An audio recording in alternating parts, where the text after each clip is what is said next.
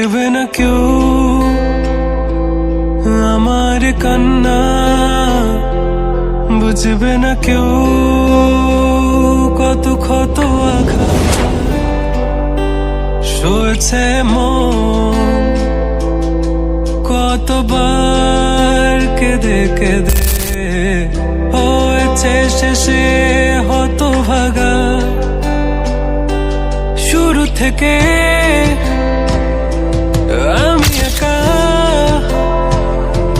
হেঁটে চলেছি